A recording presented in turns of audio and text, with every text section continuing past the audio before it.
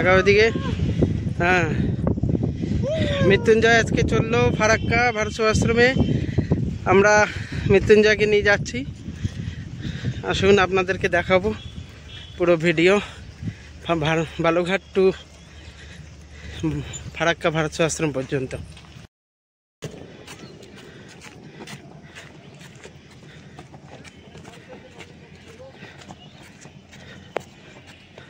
আমাদের যাত্রা শুরু হয়ে গেল বালুঘাট থেকে ফারাক্কার উদ্দেশ্যে। নবদ্বীপ এক্সপ্রেসে আমরা উঠে পড়েছি। দেখুন, মৃত্যুঞ্জয় গরমের জন্য খালিকা করে দেওয়া হয়েছে মৃত্যুঞ্জয়কে। ও এনজয় করছে বাইরের পরিবেশটাকে। পাশে ট্রেন দাঁড়িয়ে আছে স্টেশনের।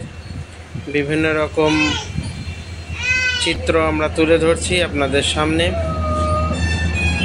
একটা বিশেষ ট্রেন আপনারা দেখতে পাচ্ছেন, যে ট্রেনটার মাধ্যমে শুধু রেলের বড় অধিকারীরাই যাতায়াত করেন। গঙ্গারামপুর স্টেশনে সেটাকে পাস করানো হলো।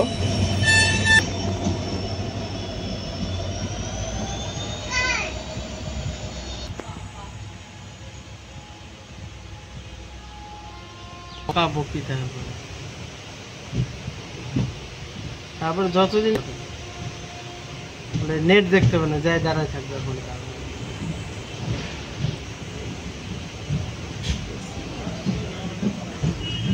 ওই তো পিচি বেরি, ওই তো বিয়ে হয়েছে, বিয়ে হয়েছে।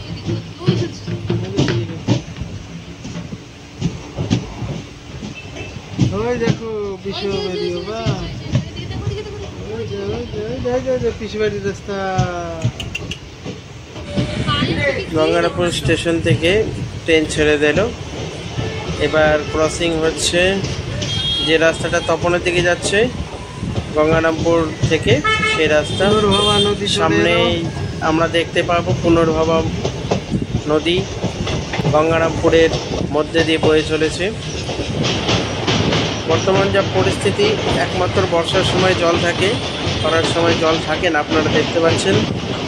দেখে অনেকে বিশ্বাস করবে না এটা একটা নদী, ঐতিহাসিক নদী, কিন্তু পলি পড়তে পড়তে একটা মাঠে পরিণত হয়েছে।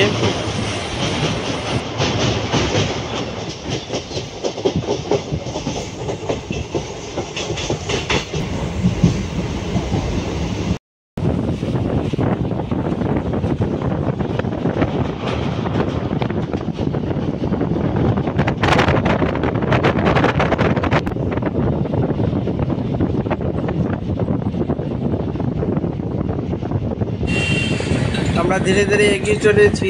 এখন পৌঁছে যাব আমরা একলক্ষী স্টেশনের দিকে।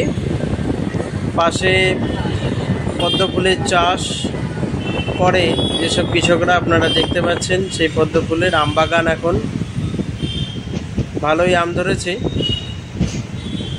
তুলনামূলকভাবে একটু কম গত বছর থেকে। একলক্ষী স্টেশনের খুব কাছে আমরা চলে এসেছি। আমরা পৌঁছে গেলাম এখন একলক্ষী স্টেশন, মালদা ডিস্ট্রিক্টের অন্তর্গত আসে। খুব সুন্দর সুসজ্জিত।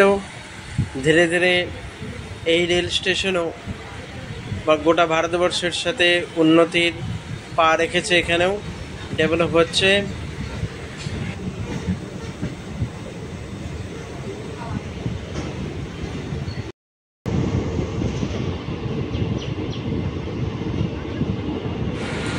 ফারাক্কা আশ্রমের পৌঁছানোর আর কিছু বাকি সময়। মালদা স্টেশনে আমরা ঢুকে পড়েছি। আপনাদের দেখানোর চেষ্টা করছি। দেখুন, বন্দে ভারত এক্সপ্রেস দাঁড়িয়ে আছে মালদা স্টেশনে। মালদা স্টেশনে পৌঁছে গেলাম। এখানে ট্রেনটা যেহেতু বিফোর টাইমে পৌঁছে গেছিলো, সেই জন্য অনেকক্ষণ দাঁড়িয়েছিল মালদায়। আমাদের গন্তব্যস্থল নিউ ফারাক্কা স্টেশন।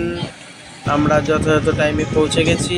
সেখান থেকে আমরা টোটো নিয়ে গঙ্গার ধার দিয়ে, আপনারা যখন দেখতে পাচ্ছেন এই নদীটা, এটা হচ্ছে ভাগীরথী, যেটা গঙ্গা ভাগ হয়ে কলকাতার দিকে বেরিয়ে যাচ্ছে।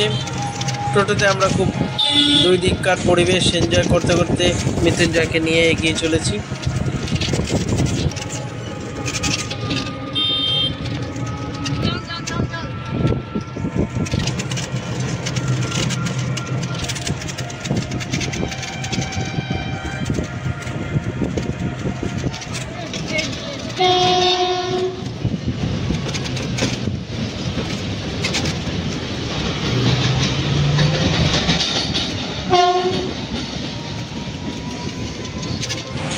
ফারাক্কা ব্যারেজের উপরেও আমরা উঠে পড়েছি।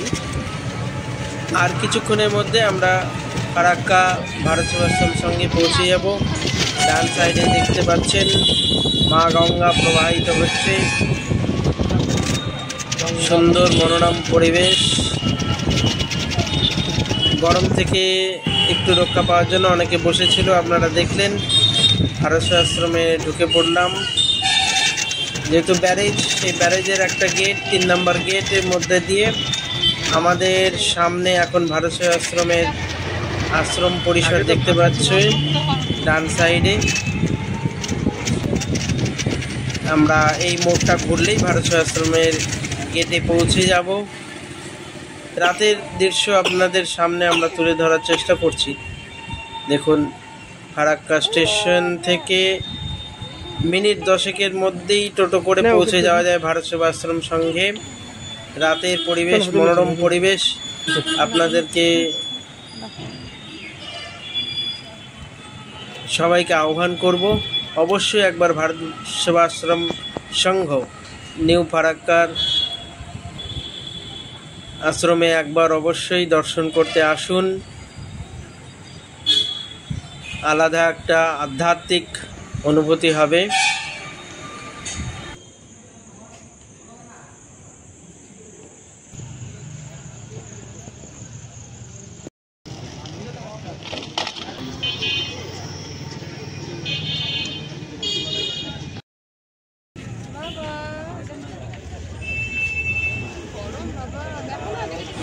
পৌঁছে যাওয়ার পরে আশ্রমের অতিথিশালায় আমরা একটু রেস্ট নিয়ে গঙ্গার ধারে চলে এসেছি। দেখুন, ফারাক্কাবাসীরা গরম থেকে একটু আরাম পাওয়ার জন্য সামনে দেখতে পাচ্ছেন মধুর আনন্দ স্বামীজি মহারাজ। পরের দিন সকাল সকাল আমরা ভোরবেলায় উঠে আচার্য স্বামী পরমানন্দের আরতি দর্শন করার পরে একটা টোটো নিয়ে বেরিয়ে পড়লাম ফারাক্কা ব্যারেজের কিছু অংশ দেখতে। টোটোটা ভাড়া নিয়েছিল আমাদের কাছ থেকে 70 টাকার মতো। গঙ্গার ধার দিয়ে টোটো চলেছে। কি সুন্দর হাওয়া, যা আপনার মনকে শীতল করে তুলবে।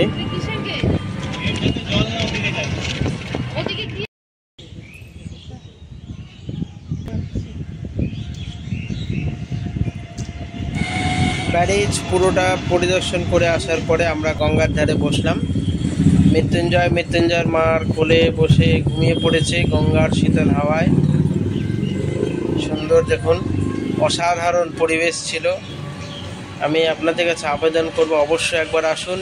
যেখান থেকে আসুন, সেখানকার ভারত সেবাশ্রম সংঘের কাছ থেকে অবশ্যই অনুমতি নিয়ে, চিঠিপত্র নিয়ে এখানে ভারত সেবাশ্রম সংঘে আসবেন। এখানকার স্বামীজি মধুরানন্দ মহারাজ, উনি অবশ্যই আপনাদের স্বাগত করবেন। আমরা আশ্রমের ভিতরে গোশালায় দর্শন করছি। ঢিস দিবে